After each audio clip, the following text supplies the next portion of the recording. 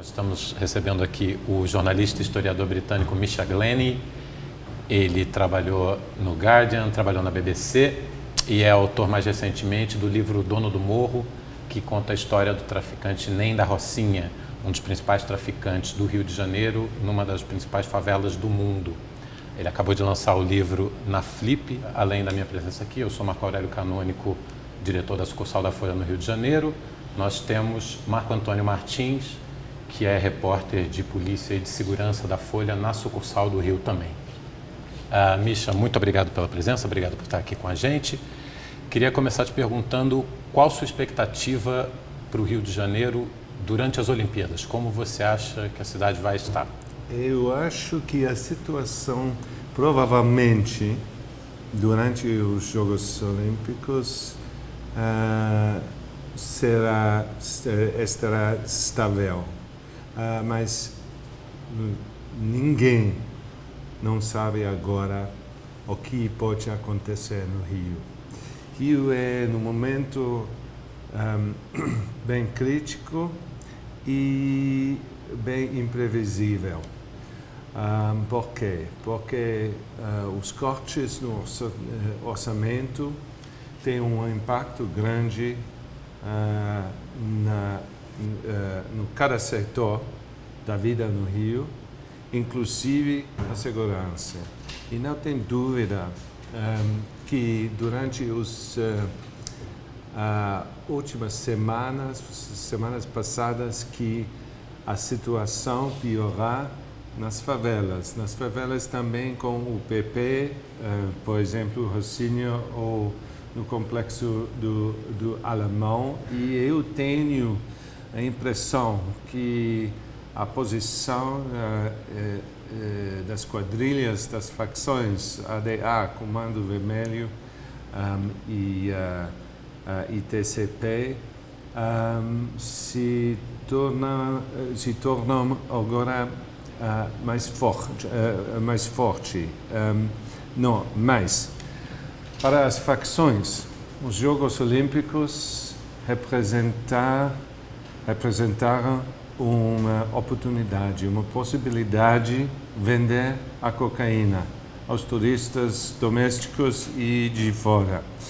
E por causa disso, eu acho que até o fim dos Jogos Olímpicos, a situação provavelmente estará estável, mas depois do fim dos Jogos Olímpicos, o futuro do Rio e da segurança no Rio é muito mais perigoso do que foi nos anos passados, nos 3 anos passados, ou nos 5 anos passados, desde o início da UPP.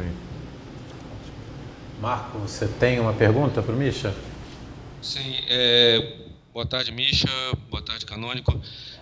Misha, você passou um tempo na Rocinha para preparar o livro, né, sobre o NEM. Queria saber quanto tempo você ficou lá e como foi essa convivência sua com as pessoas da comunidade. Como foi a sua convivência com a comunidade na Rocinha? Foi bom. Eu estava morando na Rocinha 3 meses, 2 meses na Rua 1, na Rocinha Alta, que é tradicional o centro do tráfico na Rocinha, e onde 1 mês em Barcelos, perto da Via Ápia, Rocinha Baixa, que é o centro econômico da Rocinha e é bem vivante bairro das favelas em geral. Muito dinheiro, é relativamente rico Barcelos. Porque Rocinha é uma sociedade complexa, tem mais ou menos 100 mil moradores. Eu posso trabalhar lá sem as pessoas perceberam que eu estava lá como jornalista, porque eu não anunciei que eu sou jornalista, mas quando eu fazia uma entrevista, eu expliquei que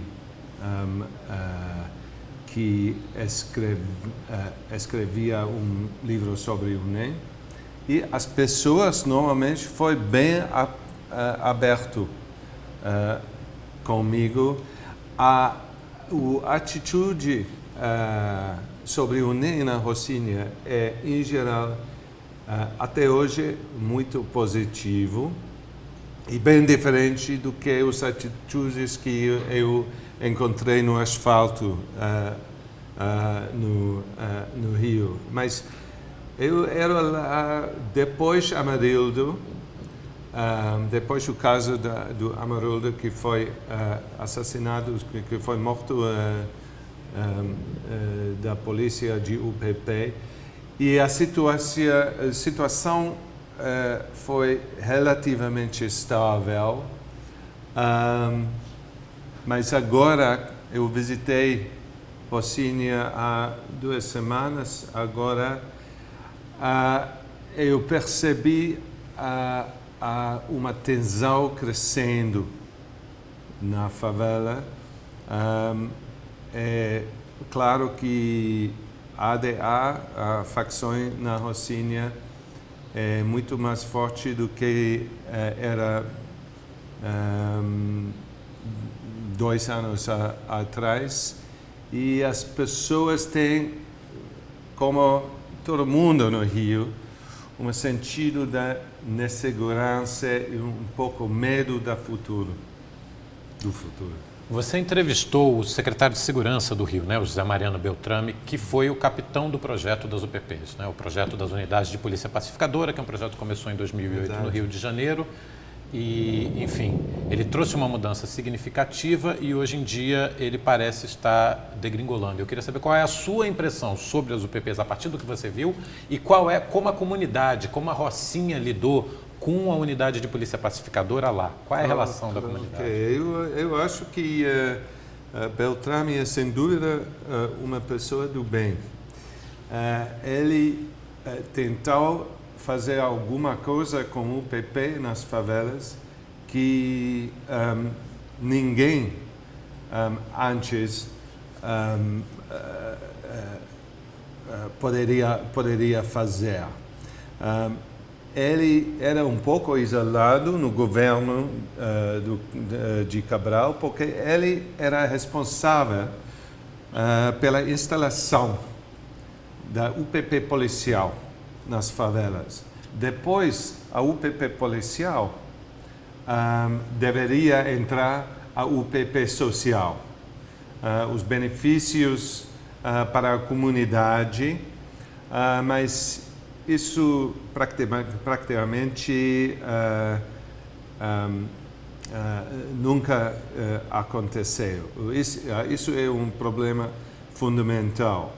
Beltrame lutava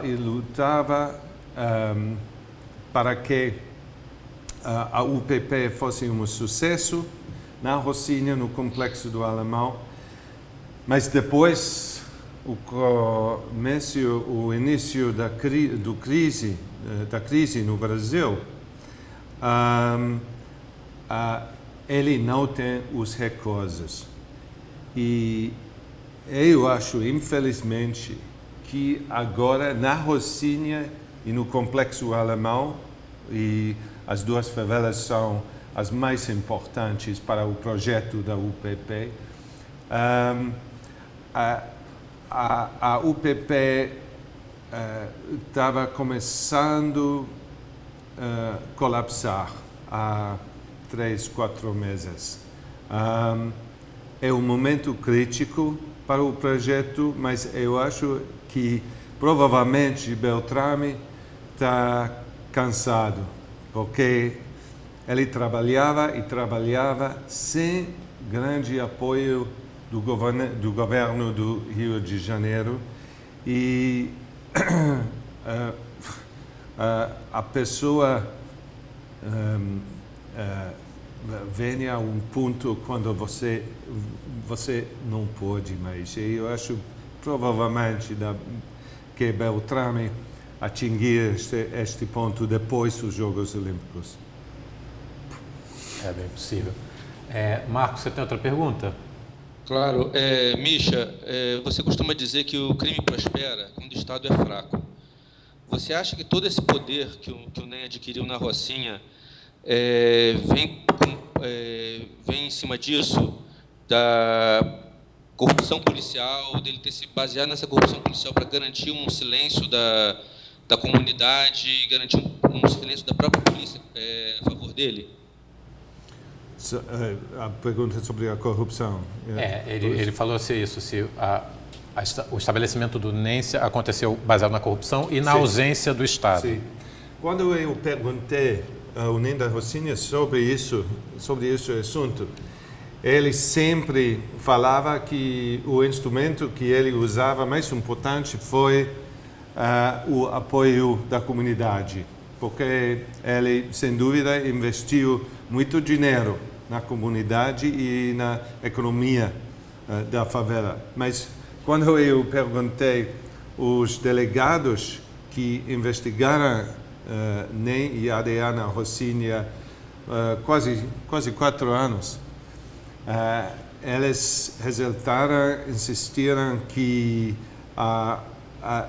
o instrumento mais importante pelo poder do NEM na Rocinha foi a corrupção, e a corrupção da polícia por volta da Rocinha, mas também nos sedes da Polícia Civil e Polícia Militar. Eu acho que os dois eram importantes por ele, por o poder dele, mas a gente nunca pode esquecer que o fundamental, a coisa fundamental do poder na favela e do poder dele é a monopólio da violência. Ele,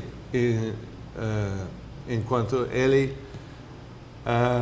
não gostou de usar violência, ele evitou usar violência quando fosse possível. Por quê? Porque no caso da Rocinha, a geografia da Rocinha é isolada. E se você controle Rocinha e as favelas perto, como Vidigal, Chácara do Seio, Parque Cidade, então não tem uma grande ameaça das outras facções. Portanto, quando ele se sentiu seguro lá na Rocinha, ele tinha a possibilidade de abaixar a taxa da violência quando a taxa da violência é baixa, então o negócio cresce. E isso foi um entendimento que ele tinha, que foi quase revolucionário lá na Rocinha. Vou fazer uma última pergunta. Você entrevistou o NEM 10 vezes, você teve mais de 28 horas de conversa com ele, e apesar dessas entrevistas terem sido no Presídio Federal, no próprio livro você fala isso, vocês criaram uma certa intimidade, é natural. Você entrevistou a família dele, você passou muito tempo conversando com esse homem, você contou a vida dele, vocês desenvolveram uma relação. Na hora de escrever, como você evita que a sua simpatia, se eu posso dizer assim, que você desenvolveu, o seu relacionamento pessoal que você desenvolveu com ele, contamine a sua narrativa? No lado, eu quis entender o caráter dele, a personalidade dele. No outro lado, cada vez quando ele disse alguma coisa, afirma alguma coisa, eu tinha que voltar ao Rio e confirmar isso. E eu tinha que confirmar isso ou com testemunhas pessoais de polícia, dos jornalistas, dos advogados, da família dele, dos moradores na Rocinha, ou com documentos. Portanto, por exemplo, é bem conhecido no Rio que nem da Rocinha entrou o negócio do tráfico, porque a filha dele desenvolveu uma doença terrível, autoimune, esteatose X. E eu pude confirmar e afirmar e falar sobre isso no livro somente se eu pudesse receber o documento da saúde pública do hospital. E 2-3 meses antes a publicação na Inglaterra, eu finalmente, depois quase 2 anos, eu finalmente recebi os documentos. E os documentos do saúde pública confirmou que o que ele me disse na cadeia foi verdade. Portanto, quando ele alguma coisa disse no livro, tem uma confirmação do outra fonte. E isso foi fundamental pelo livro. Ele não colocou condições para escrever o livro sem ele quer que poderia averiguar as citações direto dele. Infelizmente, ele não foi permitido na cadeia ter acesso ao manuscrito, portanto, a gente não pode enxergar essa condição. Misha, muito obrigado pela entrevista, por estar aqui com a gente. Até a próxima.